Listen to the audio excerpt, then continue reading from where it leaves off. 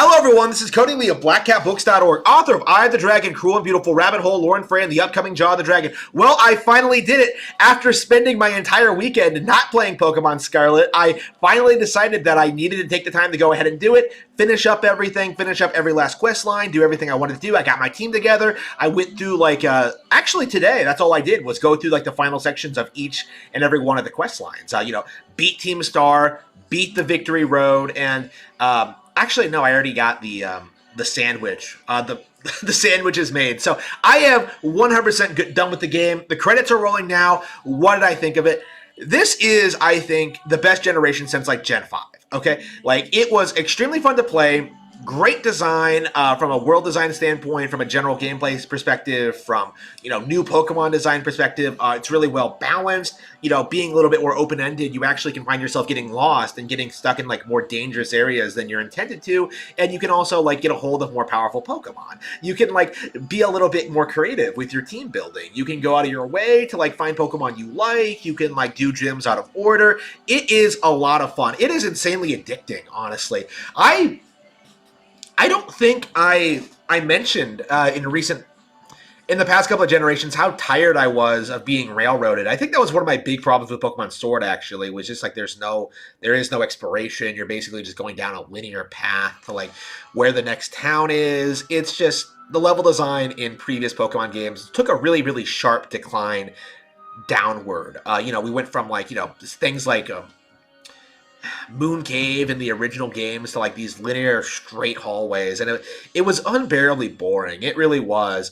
And Scarlet and Violet remedied that problem with its open world setting. Now, the open world isn't nearly as good or fleshed out as something like Breath of the Wild, but my belief is that it doesn't need to be. Because I think in its simple nature as just being an open-ended Pokemon game, and just being able to go wherever you want and explore, find Pokemon you want to catch, go to certain gyms or whatever, just the nature of it, of just being open-ended, I think that lends a lot of value to the game.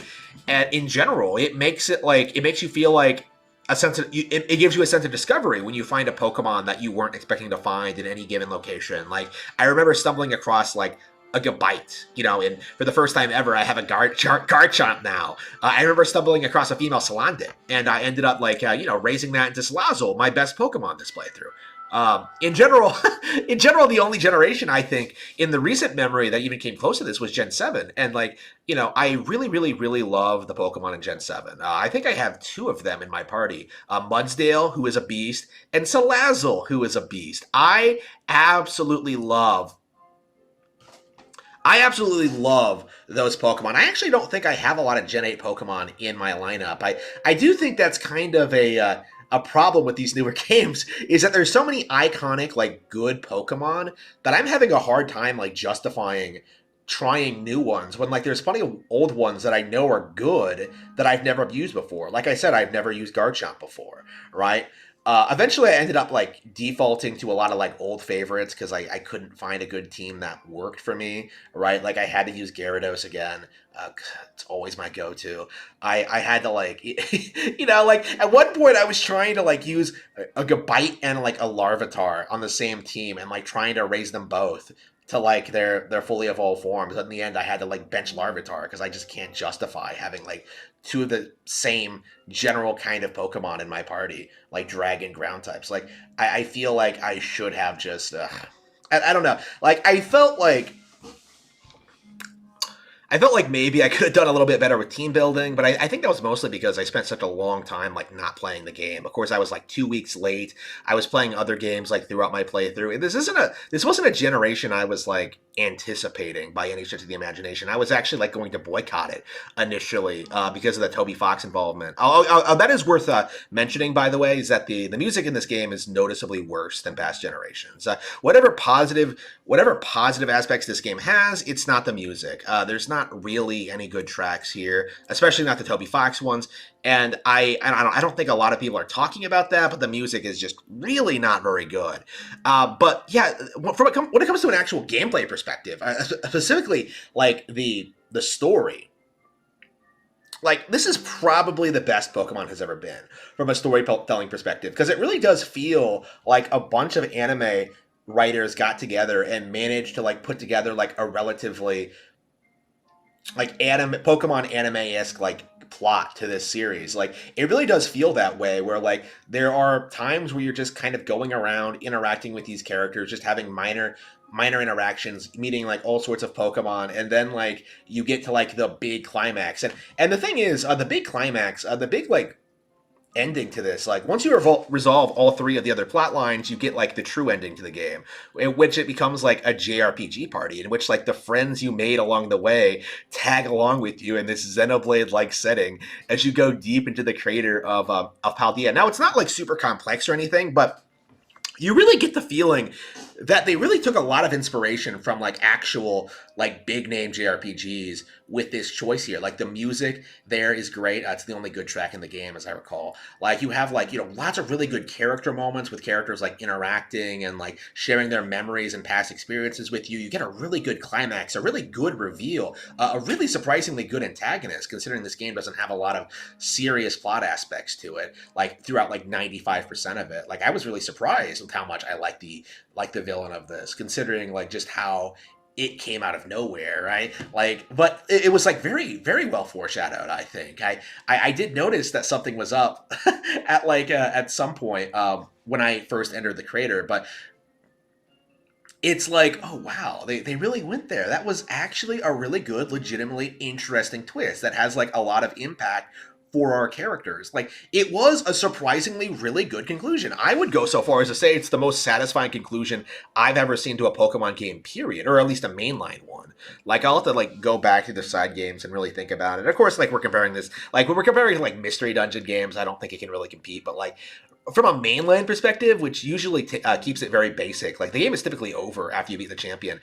I think Pokemon has a really bright future ahead of it. I really do. After playing this and seeing what they've done with like the open world setting and like having the open-ended gameplay and the multiple quest lines, like I think if they expand on this in future entries, I think if they have like 5 or 6 quest lines that are deeply involved with like dozens of characters, like if some of them like, you know, more side quests in particular, like stuff on the same level of quality as like Legends of Arceus or better than that, like if they can get some really good writers on board, I think they can come up with some really cool, unique stuff. Like we kind of already got that with this game with like the Titans and like the Pokemon from the different time periods. I really really like that. I found that really really enjoyable. But again, like much like Generation 1, it feels like there's a lot more they can do with the idea and with the concept. And I feel like by the time Gen 10 rolls around and they really iron out like some of this open world stuff and really figure out like what they want to do and how they can make this interesting and like incorporating aspects from Legends Arceus, which I do think is better in a lot of ways. In particular, like the catching mechanics from Legends Arceus, I deeply, deeply miss. I miss like some of the way the partner Pokemon work in that game, like being able to like call out Pokemon whenever you want, like just cycling through them. Like I think in general, I really prefer Legends Arceus as a game. I think that one took a lot more JRPG cues, but like Scarlet did as well. It seems to be like the direction the series is going in now, where it's starting to take itself really seriously as a JRPG and really focusing on like the writing and the story and the characters. And like in Gen 7, I thought it was cringy, right? Like I really did not like Lily. At the time, I just thought that like she was just like a lollybait character or something like that. Like the whole cheesy melodramatic thing of like, oh, I gotta be brave to cross this bridge. Hated that. That was so stupid. And like the thing is, this is the same kind of storyline, right? It's like the same kind of cheesy, like child friendly, like thing that Pokemon has always been, but it's endearing. It actually has like merit to it. It's actually creative. It actually does things with the IP that's creative and innovative. And that's one of the things that I really, really need to talk about when it comes to this game is that it does innovate. It is creative. It does a lot with its concept. Like I feel like the critics who are ragging on this game, like just attacking it for being like I don't know, like disappointing or whatever. Like I think the Act Man just released a video. You know, that racist, the Act Man, the guy who's going after like Quantum TV for being black, that guy, like that racist, the Act Man, he's talking about how like, oh, the game is one of the glitchiest games I've ever played. No, it's not. Like, grow up. Like, come on. Like, I've gone through the entire game. I've seen no glitches. Okay, what exactly were people's problem with the glitches and the presentation in this game? Because I haven't seen anything. Like, nothing. There's nothing weird about the visual design. I actually really like the characters. The characters, from a visual standpoint, are the best they've ever been. The art style in Pokemon has really grown on me in the Switch era. Like in the 3DS era, I was kind of saying that like, oh, I don't like them. They're kind of like low poly. Like 3D doesn't suit the style. I want them to go back to the Shigemori art style. Like just have 3D models of that stuff. But no, what we got instead, I think they really managed to fine tune it and really made really compelling, interesting character models. That's actually one of the things I'm kind of surprised about going into this. Considering how much bitching I saw online about like the characters in this game, oh, they made everyone ugly. Bro. There are lots of fine chicks in this game. Fuck off. Like, I don't know where this, like, the whole woke thing needs to fuck off, okay? I am 100% done with, like, people accusing every major Nintendo game, and it really is only the Nintendo games, like, being accused of being woke. You know, like, this seems to come up every single time that, like, a major new Nintendo property comes up, and a lot of people, like, lobby these complaints at Legends, at Pokemon Scarlet, and it didn't make any sense to me to begin with, because, like, Legends Arceus was based. Like, I'm not even joking. Like, Legends Arceus, if it wasn't, like, if Xenoblade Chronicles 3 didn't exist, would probably be the most base and red-pilled game in existence. You know? Like, I love Legends Arceus and how it portrayed the Pokemon world and the setting and how, like, and like the society they have and stuff like that. It's really badass and cool. Like, Legends Arceus was just phenomenal in general. So I thought that, like, what I thought by the way people were bitching, that I thought like Scarlet made some wild changes to the way they design characters, or like the gender select screen or something like that. No, it's just absolute nonsense. Like, apparently these anti-woke activists, I don't really know what to call them, like, they're just making things up. Like, they're doing everything they possibly can to diminish people's enthusiasm about this game before it comes out. And that's kind of the thing I noticed. Like, before release, everyone was talking about all these crazy glitches, all these weird problems. Like, the game was borderline unplayable, according to, like, the gaming media. But now that it's actually out, now that, like, a hardcore gamer has actually found the time to, like, sit down and play it, like, thoroughly, all the way through to the end, I loved it. Like, I thought it was phenomenal. I thought it was a great game. And yet, like, I'm seeing, like, IGN give it a 6 out of 10. I'm seeing people like Review Tech USA telling me not to buy it. I've seen all sorts of, like, rage and just all sorts of, like, weird, nonsensical complaints. Don't buy into it. Like, don't believe their lies. Now that I've actually played Pokemon Scarlet, I have to say, like, I'm really glad I did. I'm really glad I went out of my way to pick this one up when I didn't plan on doing so eventually. I was wrong. I bought too much. I took too much stock into, like, certain things people were saying online.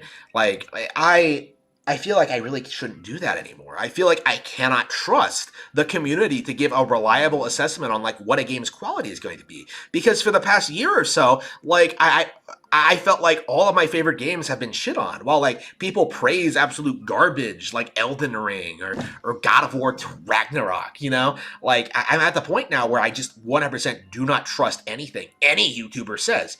Like, it's just, or like anyone in the community says, you know, whether it's a message board or anything else, like, I'm just going to play games and ignore you. Like, I am going to make my review videos. I'm going to shit all over you for disagreeing with me, and I'm just gonna, like, enjoy my video games. It's over, okay? Like, this clinches it, I think. This game was so good. I don't understand how anyone could have, like, fabricated any kind of controversy regarding this game, and yet, like, it's the most controversial title this year. And for what reason? What purpose? No, this game was phenomenal, and I am very, very excited about what Pokemon has in store for us in the future.